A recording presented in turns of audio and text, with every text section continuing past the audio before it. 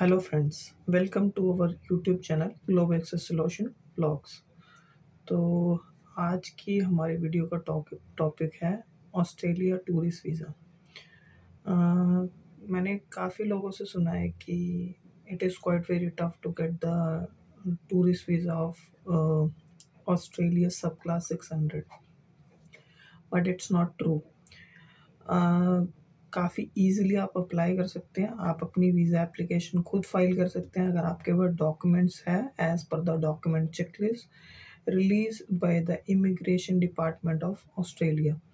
अगर आपके पास नहीं है तो you can arrange the document and easily you can apply by the Emmy portal, Emmy account portal you can say.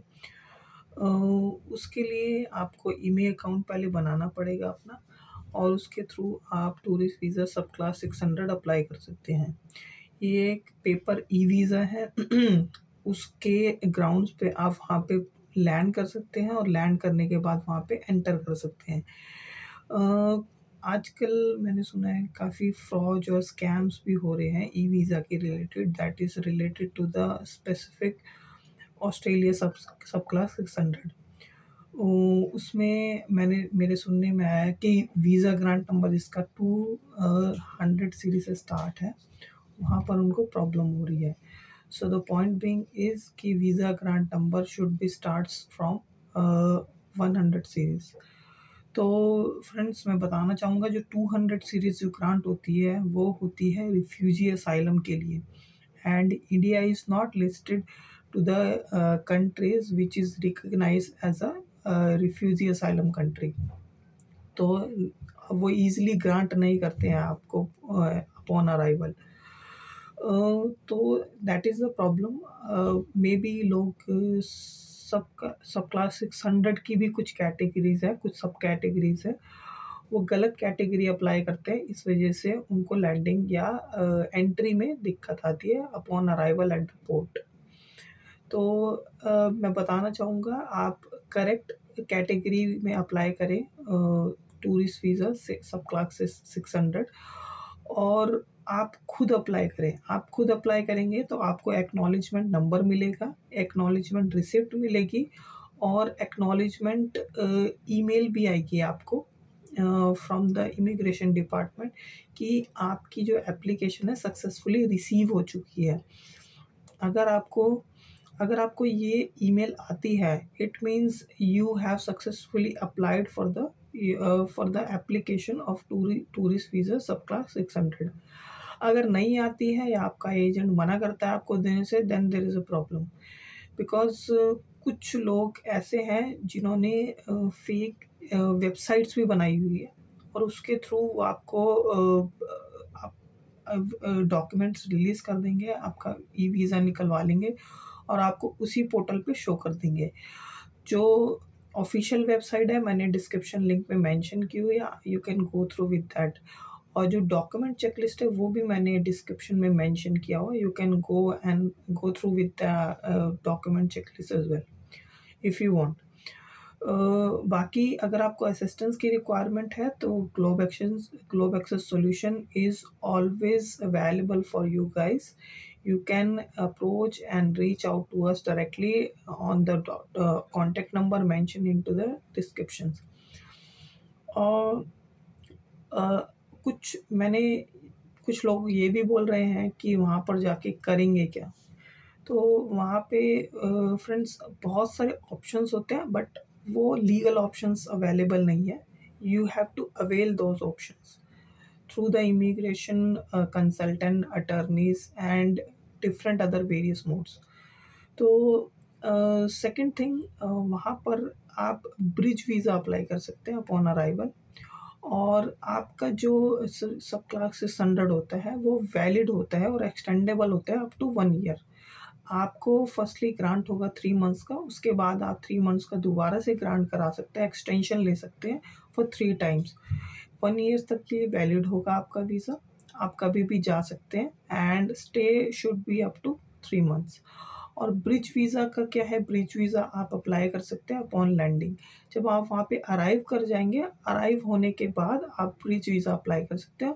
और उस ब्रिज वीज़ा का जब तक डिसीजन नहीं आता आप वहाँ पे लीगली काम कर सकते हैं, बट ये फास्ट ट्रैक प्रोसेस है। ब्रिज वीज़ा का डिसीजन जो है मैक्सिमम 1 to 2 मंथ्स में आ जाता है। उसके बाद आपको आपका जो भी डिसीजन होगा इमिग्रेशन डिपार्टमेंट का वो आपको फॉलो करना पड़ेगा। अगर if they ask you to leave the country immediately then you have to leave.